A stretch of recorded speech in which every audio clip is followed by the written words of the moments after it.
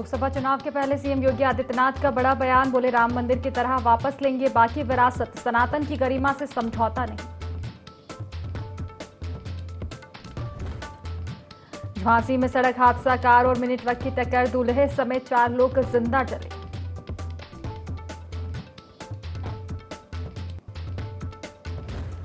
सीतापुर में सिरफिरे युवक की करतूत, मां, पत्नी और बच्चों सहित 5 लोगों को उतारा मौत के घाट, बाद में की खुदकुशी। मथुरा थाना क्षेत्र के पलहापुर गांव की घटना।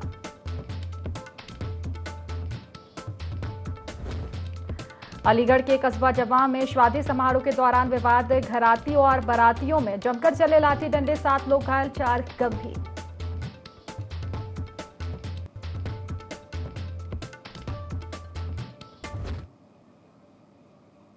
नमस्कार, यूपी लाइव देख रहे हैं आप और मैं हूं आपके साथ खुशी व्यास। चले रुक कर लेते हैं सीधा खास खबरों की ओर, जहां उत्तर प्रदेश में लोकसभा चुनाव 2024 के लिए 7 चरणों में मतदान होना है, जिनमें से 3 फेज में वोटिंग हो चुकी है। चौथे चरण के लिए अब 13 मई को 13 सीटों पर मतदान होगा। आपको बता दें कि जिन 13 सीटों पर आगामी सोमवार को मतदान होगा, वहां आज यानी कि 11 मई को शाम 6 बजे चुनाव प्रचार थम जाएगा। आपको बता दें कि 13 मई को शाहजहांपुर, खीरी, धरोहरा, सीतापुर, हरदोई, मिश्रिक, उन्नाव, फर्रुखाबाद, इटावा, कानपुर, कन्नौज, अकबरपुर, बहराइच में मतदान होना है। चौथे चरण में उत्तर प्रदेश की 13 सीटों पर 130 प्रत्याशी मैदान में हैं और इन सीटों पर 13 मई को सुबह 7 बजे वोटिंग शुरू होगी। तो चौथे चरण का रण सज चुका है। आपको बता दें कि उत्तर प्रदेश की 13 सीटों पर मतदान चौथे चरण में होने वाले हैं।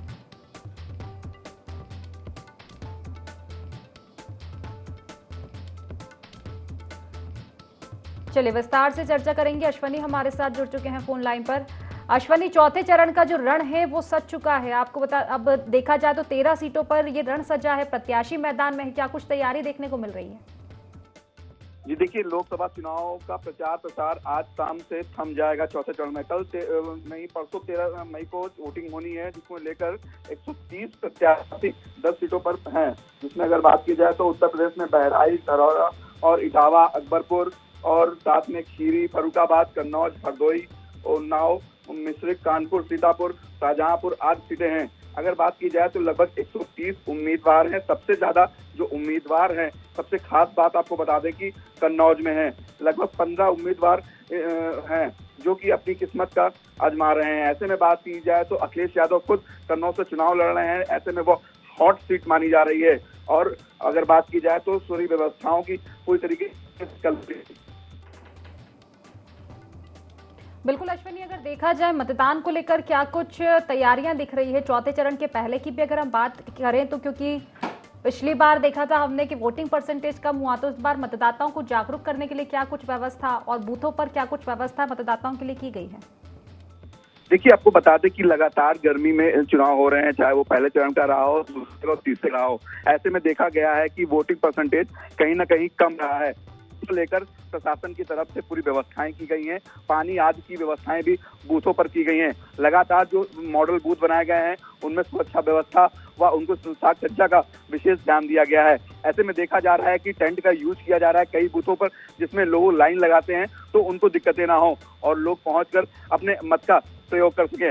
ऐसे में लगभग देखा जा रहा है जिस प्रकार से 3 चरण के चुनाव आपको बता दें कि हुए हैं, परसेंटेज कहीं ना कहीं कम रहा है, जिसको बढ़ाने के लिए प्रशासन की तरफ से लगातार प्रचार प्रसार भी किए जा रहे हैं। चाहे वो डिजिटल प्रचार प्रसार हो, चाहे खुद बैठक हो या प्रेस कॉन्फ्रेंस हो, करके लगातार लोगों को जागरूक किया जा रहा है और घर से निकलकर अपने मत का प्रयोग करने के लिए लोगों से कहा जा रहा है। ऐसे में देखा जा रहा है खुद स्टार प्रचारक, चाहे सीएम योगी हो, चाहे अन्य लोग हों, जनसभाओं में पहुंच रहे हैं और लोगों से वोट करने की अपील कर रहे हैं, चाहे अपने पक्ष में हो, और पूरी तरीके से ज्यादा लोग वोट करने पहुंचे, जिसको लेकर तैयारियां पूरी कर ली गई है। चौथे चरण की पूरी तैयारियां हैं। जी चलिए, फिलहाल शुक्रिया आपका तमाम जानकारी साझा करने के लिए। तो चौथे चरण का रण सज चुका है। आपको बता दें कि 13 सीटों पर चुनाव होने हैं, 130 प्रत्याशी मैदान में रहेंगे। इसको लेकर तमाम तैयारियां की जा रही है। निर्वाचन आयोग की अगर हम बात करें तो बूथों पर तमाम तरह की व्यवस्थाएं की गई है। गर्मी को देखते हुए भी तमाम व्यवस्थाएं मतदाताओं के लिए की गई है, ताकि मतदाताओं को किसी तरह की कोई परेशानी का सामना ना करना पड़े।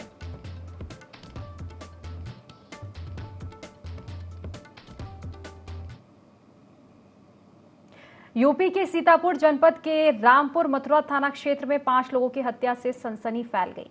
आरोपी ने मां, पत्नी और बच्चों समेत 5 लोगों की मौत को घाट उतार दिया। युवक ने परिवार के 5 लोगों की हत्या करने के बाद खुदकुशी कर ली।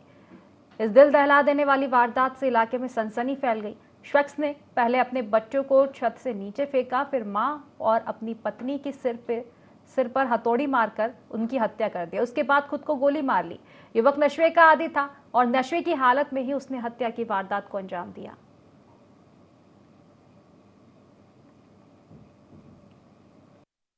सुबह पुलिस को यह सूचना मिली कि एक घर में कुछ व्यक्तियों की मृत्यु हो गई है। जांच पड़ताल की गई तो यहाँ पर जो पड़ोसी और इनके अन्य जो साथी हैं उनके द्वारा ये बताया गया। इस घर में एक अनुराग सिंह नाम के व्यक्ति रहते थे। इनकी उम्र लगभग 45 वर्ष है।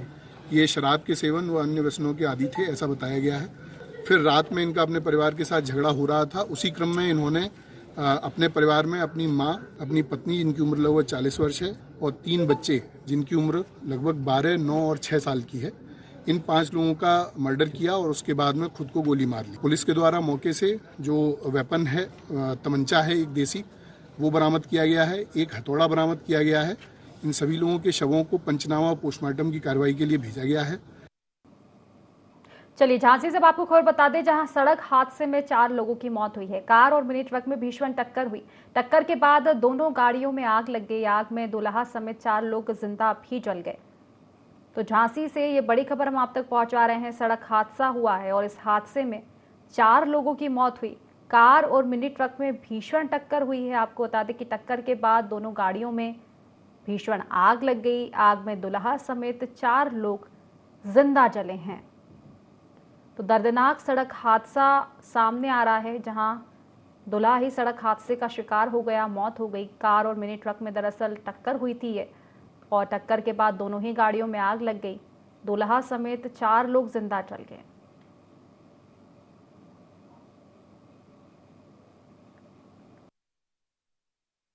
थाना क्षेत्र एरज के बिलाटी गांव से बारात बड़ा गांव थाना क्षेत्र के छपरा गांव में आ रही थी, जिसमें यान गाड़ी पे कुल 6 लोग इसमें आ रहे थे बारात में, जिसमें दूल्हा, दूल्हे का भाई और उसके रिश्तेदार थे। ये बड़ा गांव थाना क्षेत्र के परीक्षा ओवर ब्रिज पर डीसीएम और 4 व्हीलर के बीच में एक्सीडेंट हो गया, जिसमें कुल 4 लोगों की मौत हो गई है, जिसमें दूल्हा भी शामिल है। 2 लोग घायल हैं, जिसको हम लोगों ने हॉस्पिटलाइज करा दिया। तो 13 मई को प्रदेश के उन्नाव में मतदान होना है और जैसे जैसे चुनाव की तारीख पास आ रही है, वैसे वैसे नेताओं के दावे और वादों में तेजी भी देखने को मिल रही है। हर कोई अपनी अपनी जीत को लेकर दावे करता नजर आ रहा है। आपको बता दें कि इस बार चुनावी मैदान में अन्नू टंडन उन्नाव लोकसभा सीट से कई बार चुनाव लड़ चुकी है, लेकिन 2024 में पहली बार समाजवादी पार्टी की कैंडिडेट वे बनी। वहीं बीजेपी प्रत्याशी साक्षी महाराज 2 बार के सांसद है। आपको बता दें कि सांसद साक्षी महाराज ने सांसद आदर्श गांव के तहत टीकर गादी गांव को गोद लिया है, जहां पर 10 सालों में हुए विकास कार्यों को जानने के लिए IND24 के संवाददाता अश्वनी अवस्थी उन्नाव पहुंचे और वहां के लोगों से खास बातचीत की। आपका स्वागत है IND24 में और मैं हूं अश्वनी अवस्थी। आप मेरे साथ आज पहुंचे हैं उन्नाव। उन्नाव में आगामी 13 तारीख को चौथे चरण में वोटिंग होनी है, जिसमें भाजपा से प्रत्याशी सांसद साक्षी महाराज हैं। वहीं बात की जाए तो सपा से अन्नू टंडन हैं, इंडी गठबंधन के। वहीं अगर बात करें तो बसपा से अशोक पांडे हैं। आज हम पहुंचे हैं टीकरगढ़ी गाँव, जहाँ पे ये आदर्श गाँव है, सांसद जी का गोद लिया हुआ। बात की जाए तो प्रधानमंत्री की योजनाओं में से एक योजना थी, जिसमें से इसको गोद लेने के लिए कहा गया था, जिसमें सांसद साक्षी महाराज ने इस गांव को गोद लिया था। बहरहाल बात हमारी यहाँ पे ये है कि हम अंदर चलेंगे, जानेंगे सांसद जी ने 10 सालों में क्या विकास कार्य किए हैं। फिलहाल अभी हम यहाँ पहुँचे हैं तो देख रहे हैं कि अंदर जो गांव का एक बोर्ड लगा हुआ है, जिसपे योजनाएं लिखी हुई हैं, उन पर ही वो बोर्ड ही पूरी तरीके से अपंग पड़ा हुआ है। ऐसे में गांव के क्या हालात हैं, अंदर जानेंगे चल के जनता से। वक्त मौजूद हैं आदर्श गांव टीकरगढ़ी में। हमारे साथ यहाँ की जनता है, हम जनता से जानेंगे इस बार प्रत्याशी सांसद साक्षी महाराज, जो कि बीजेपी से हैं और 10 साल सांसद रहे हैं, क्या कार्य कराए गए हैं। वहीं दूसरी तरफ अन्नू टंडन है फाइट में, जो कि सपा से हैं। हमारे साथ कुछ लोग हैं। क्या नाम है भाई साहब?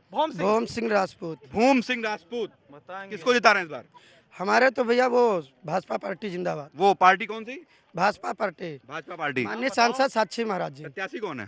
प्रत्याशी साक्षी महाराज सांसद। साक्षी महाराज हैं। हाँ, जो अब की बार तीसरी बार, अब की बार उनका 5 लाख पार, अब की बार तीसरी बार सांसदी का चुनाव जो 5 लाख पार के बाद जाएगा। लग रहा है आपने पूरी क्लास ली है साक्षी महाराज से। नहीं, हमने क्लास नहीं लिया। जो अगली बार 4 लाख से जीते थे, अब की बार 5 लाख से जीत होगी। अच्छा, बात की जाए जिस प्रकार से आपके गांव की हम बात करें, गांव में विकास के मुद्दे जो आपके पहले थे, जब सांसद साक्षी महाराज ने गांव को गोद नहीं लिया था, जब वो समस्याएं थी वो कहीं ना कहीं दूर हुई हैं। सबसे हमारे लिए तो सबसे अच्छी समस्या है भ्रष्टाचार और गुंडा राज खत्म हो गया। नहीं, ये तो बड़े मुद्दे की हम ऊपर की बात कर रहे हैं। आपके गांव की हम मूलभूत समस्याओं की बात की जाए, मतलब की बात की जाए, जैसे जब गोद नहीं लिया या सांसद साक्षी महाराज इस गांव नहीं आते थे, तब क्या समस्या थी, अब क्या अंतर है? ये बिल्कुल गलत उन पर आरोप लगे। अरे आरोप लगाने वाली बात ही नहीं, हमारा कहने का मतलब समझिए आप। कोई ऐसा साल नहीं जाता है जो हमारे यहाँ साक्षी महाराज एक दिन आने, कोई ऐसा साल नहीं जाता। थोड़ा सा ये रटा हुआ कह रहे हैं क्योंकि इनको सिर्फ टीवी देखने का बहुत शौक है। हमारे साथ और भी कुछ लोग हैं। भाई साहब रुकिएगा, भाई साहब रुकिएगा, राजपूत जी रुकिएगा। क्या नाम है भाई साहब? भीम सिंह। प्रेम जी, क्या लगता है?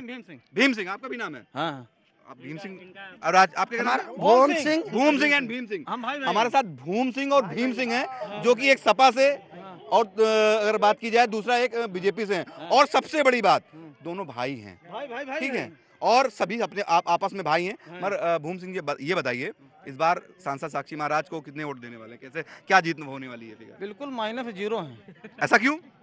कुछ किया नहीं 10 साल में, किया ही नहीं। जनता तराई है।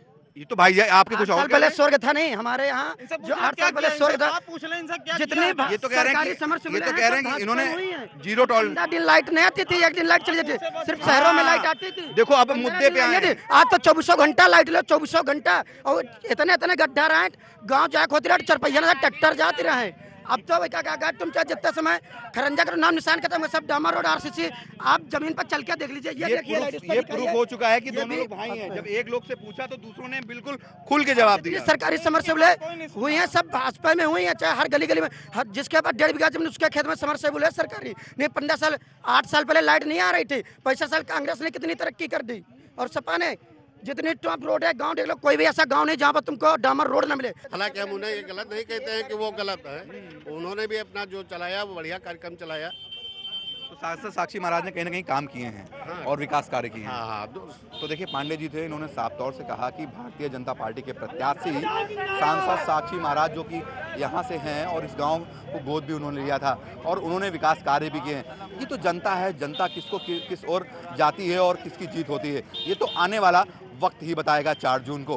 कैमरामैन सौरभ के साथ अश्वनी अवस्थी, IND 24 उन्नाव। खबरों में आगे बढ़ेंगे, जहां हमीरपुर में प्रधान का नया कारनामा सामने आया है। मनरेगा योजना को हथियार बनाकर ग्राम प्रधान सरकारी धन लूट रहे हैं। आपको बता दें कि चकमार्ग कार्य में फर्जी डिमांड लगाकर पैसा निकाला जा रहा है। महीनों पहले मशीनों से चकमार्ग कार्य करवाया जा चुका है। मजदूरों के नाम से पैसा निकालकर हड़पने में प्रधान और सचिव जुटे हुए हैं। निजी स्कूल और अन्य कार्यों में कार्यरत व्यक्तियों की डिमांड लगाकर प्रधान रुपए हड़प रहा है।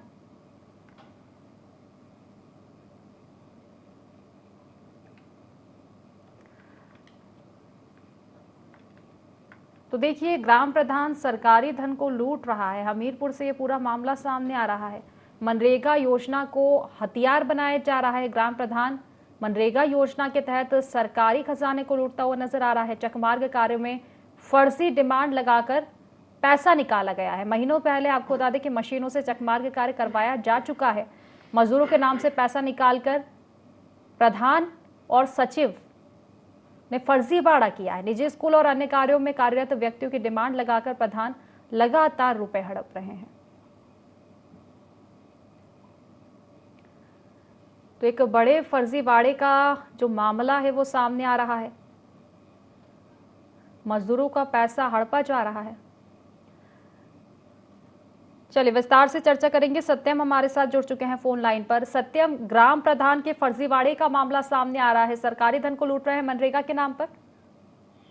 देखिए खुशी बता दूं कि ये जनपद का पहला मामला नहीं है और इससे पहले भी लगातार जो है IND-24 हमेशा से ही भ्रष्टाचार को जो है उजागर करता रहा है।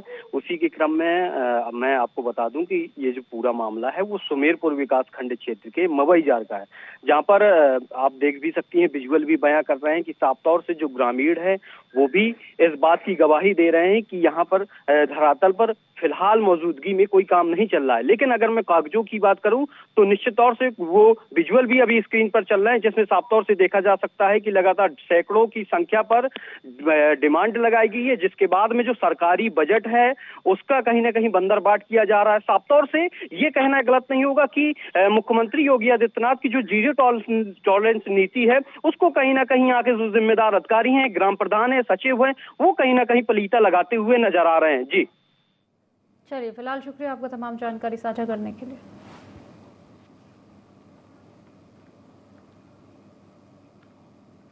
चलिए, उन्नाव से आपको खबर बता दें, जहां संदिग्ध परिस्थिति में चौकी प्रभारी की मौत हुई है। डॉक्टर ने RPF चौकी इंचार्ज को मृत घोषित किया है। गंगा घाट स्टेशन पर चौकी प्रभारी जयचंद्र शर्मा तैनात थे। नहाते समय करंट की चपेट में आने की आशंका जताई जा रही है। उन्नाव रेलवे स्टेशन के सरकारी आवास की घटना है। तो उन्नाव से बड़ी खबर बता रहे हैं, संदिग्ध परिस्थिति में चौकी प्रभारी की मौत हुई है। डॉक्टर ने RPF चौकी इंचार्ज को मृत घोषित किया है। गंगा घाट स्टेशन पर चौकी प्रभारी जयचंद्र शर्मा तैनात थे।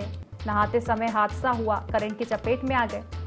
उन्नाव रेलवे स्टेशन के सरकारी आवास की घटना है। तो उन्नाव से खबर बता रहे हैं, संदिग्ध परिस्थिति में चौकी प्रभारी की मौत हुई है। डॉक्टर ने RPF चौकी इंचार्ज को मृत घोषित किया है।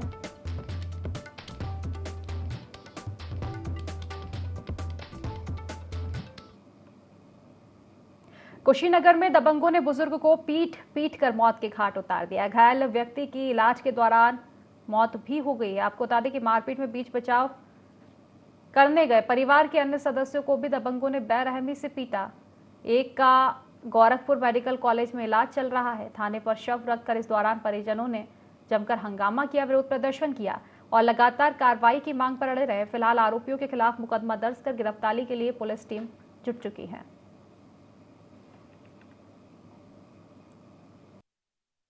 कोई झगड़ा नहीं था। गांव में मंदिर है पंचमोहन पे, वहीं पे जाके बड़े वाले भाई बैठे थे या घर पे कोई नहीं था।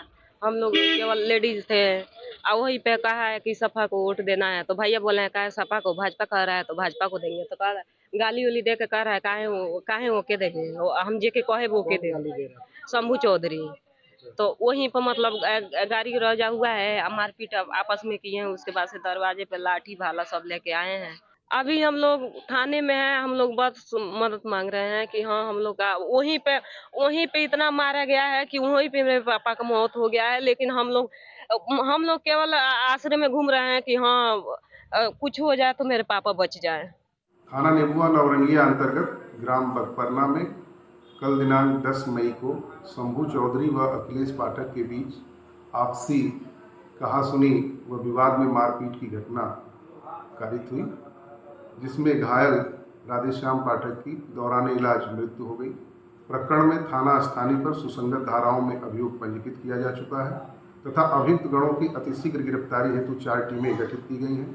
प्रकरण में अग्रेतर विधिक कार्रवाई की जा रही है।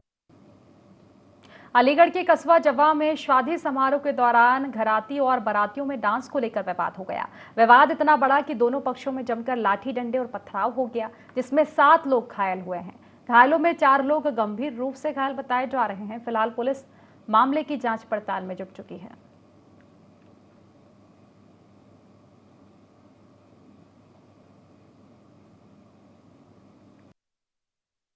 ये मोहल्ले में बारात आई थी, पड़ोसी की एक की राकेश कुमार की बेटी की, तो उसमें बाराती आपस में झड़प हुआ।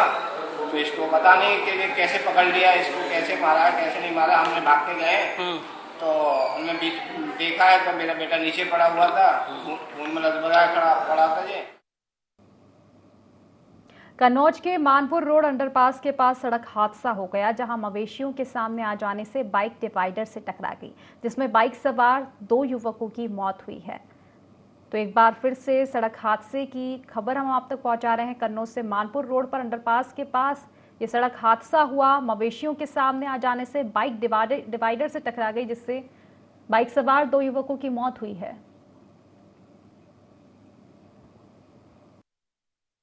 पुलिस के माध्यम से लाया गया है। ब्रॉड डेड बता रहे हैं कि डिवाइडर में टकराने से इनकी मृत्यु हो गई। जो अभी यहाँ हमने देखा तो ये मरी हुई अवस्था में ही आए, तो इनको जो है मर्चरी में भेजा जा रहा है। इनका अता पता कुछ है नहीं, अभी अज्ञात में है और इनको पोस्टमार्टम हाउस भेजा जा रहा है।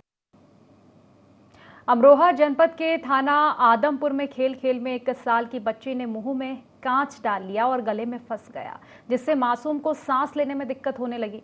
परिजन मासूम को एक निजी अस्पताल लेकर पहुंचे, जहां चिकित्सक ने हालत नाजुक होने पर उसे संभल रेफर कर दिया, जहां उपचार के दौरान शुक्रवार की दोपहर मासूम की मौत हो गई। इससे परिजनों में कोहराम मच गया है। मामला आदमपुर थाना क्षेत्र के ओघपुरा का है। परिजनों ने बिना कानूनी कार्रवाई किए बच्ची के शव का अंतिम संस्कार कर दिया। ये पहले डॉक्टर को पहले गए हम कल्याण पे आदमपुर, शाम भी लगे, फिर सुबह लगे, फिर डॉक्टर ने कल्याण ने जो है आज ही भेज दिया संभल के दाई। संभल जाएगा पते पड़ी, एक्सरा हुआ, जब उसमें पते पड़ी कंचाई, कंचे के साथ जब कंचा निकाल लिए अंदर को दसी ना, तो फिर मृत्यु होगी। प्रदेश में मौसम का मिजाज लगातार बदलता हुआ नजर आ रहा है। इसी के चलते पीलीभीत के गजरौला थाना क्षेत्र में आकाशीय बिजली का कहर देखने को मिला। दरअसल गांव सुहास निवासी एक किसान खेत पर फसल देखने गया था। इसी दौरान वो आकाशीय बिजली की चपेट में आ गया, जिससे उसकी मौत हो गई।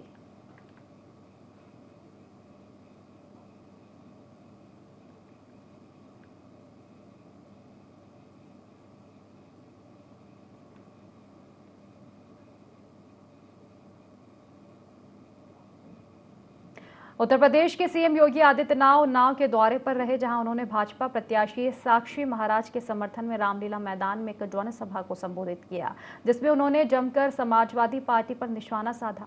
उन्होंने कहा कि 500 साल बाद देश में राम लला ने बीते दिनों होली मनाई है और अपना जन्म उत्सव भी मनाया। अब एक बार रामलला दिवाली भी मनाएंगे। सपा और कांग्रेस वाले कहते हैं कि राम मंदिर भारत में नहीं बनना चाहिए था, इससे उनकी मंशा को भांपा जा सकता है। उन्होंने भाजपा प्रत्याशी साक्षी महाराज के पक्ष में वोट करने की अपील की।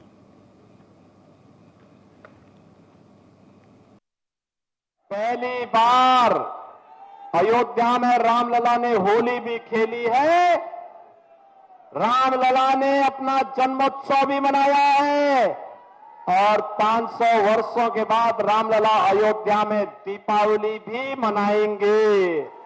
एक और इस चुनाव में राम भक्त है और दूसरी तरफ रामद्रोही है। रामद्रोहियों के स्वर भी आपको सुनाई दे रहे होंगे। कोई कहता है राम मंदिर भारत के अंदर नहीं बनना चाहिए। ये कांग्रेस के बुद्धिदाता है। समाजवादी पार्टी कहती है, क्या कहती है समाजवादी पार्टी? कहती है राम मंदिर बेकार बना है। तो देखिए, लोकसभा चुनाव लगातार जारी। इसी कड़ी में सीएम योगी आदित्यनाथ उन्नाव पहुंचे, जहां उन्होंने जनसभा को संबोधित किया। इस दौरान उन्होंने सपा और कांग्रेस पर जमकर निशाना साधा। साथ ही बीजेपी प्रत्याशी के पक्ष में वोट करने की उन्होंने अपील की है, क्योंकि लोकसभा चुनाव लगातार जारी है। आपको बता दें कि चौथे चरण का मतदान भी अब काफी नजदीक है और लगातार प्रचार प्रसार जारी है।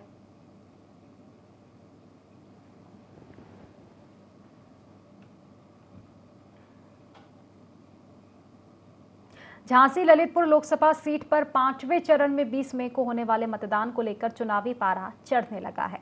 चुनाव प्रचार करने झांसी पहुंचे कैबिनेट मंत्री स्वतंत्र देव सिंह युवा सम्मेलन में शामिल हुए। पत्रकारों से चर्चा करते हुए स्वतंत्र देव सिंह ने कहा कि भाजपा के अलावा देश के सभी राजनीतिक दल मुस्लिम तुष्टीकरण की राजनीति करते हैं, क्योंकि उन्हें लगता है कि उनके बिना वह जीत नहीं सकते। भारतीय जनता पार्टी के लिए राजनीति व्यापार नहीं है, बल्कि एक मिशन है। भाजपा का एक गौरवशाली इतिहास है। झांसी के बुंदेलखंड में लोग पानी के कारण आत्महत्या करते थे। 2014 में भाजपा सरकार बनने के बाद कोई किसान आत्महत्या नहीं करता।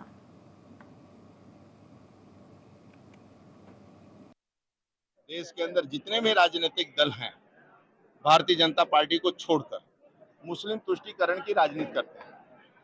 केवल उनको लगता है उनके बिना हम जीत नहीं सकते, और हम राजनीति करते हैं उनके विकास के लिए। आज उनको पक्का मकान, किसी वार्ड में झांसी में चले जाइए तो हिंदू को भी पक्का मकान मिला होगा तो मुसलमान को पक्का मिला होगा। मैं किसी में भेदभाव नहीं करता। राजनीति मेरा व्यापार नहीं है, राजनीति मिशन है। हमारा एक गौरवशाली इतिहास है। राज्य के अंदर, देश के अंदर 14 के पहले क्या स्थिति थी? राज्य के अंदर गुंडागर्दी था, भ्रष्टाचार था, लूट था, भूख के कारण लोग आत्महत्या करते थे किसान। आज 14 के बाद कोई आत्महत्या नहीं करता है। तो आज खुशहाली है, तो जनता जनार्दन का आशीर्वाद आज मोदी जी के साथ है। एटा में मारहरा थाना अध्यक्ष से बीते 2 महीनों पहले लापता हुए बच्चे का सुराग नहीं मिला है। आक्रोशित ग्रामीणों ने एटा कलेक्ट्रेट धरना स्थल पहुंचकर राष्ट्रपति के नाम जिलाधिकारी को ज्ञापन सौंपा।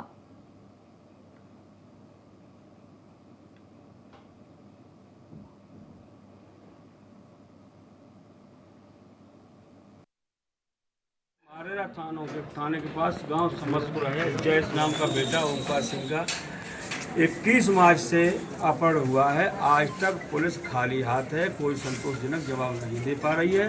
इसलिए आज पूरे क्षेत्र में कहीं खाना भी नहीं बन रहा है, चूल्हे नहीं जल रही हैं। अब हम लोग चुनाव हो गया है, इसलिए आर पार के मूड में हैं और प्रदेश व्यापी भारी आंदोलन होगा। मेरा बच्चा 21 मार्च को घर से उठा लिया और उसका अभी तक कोई भी पता नहीं चला है। उसी दिन से 21 मार्च से रात से ही रोजाना थाने में जा रहा है, एक भी दिन खाली नहीं गया कि जिस दिन ना गई हूँ। मैं तो यही कहता है कि चुनाव चल रहा है, चुनाव के बाद देखेंगे। अब चुनाव भी हो गए, तब भी हमारी अभी तक कोई कार्रवाई नहीं। तो फिलहाल इस बुलेटिन में बस इतना ही। आप बने रहिए IND24 के साथ। नमस्कार।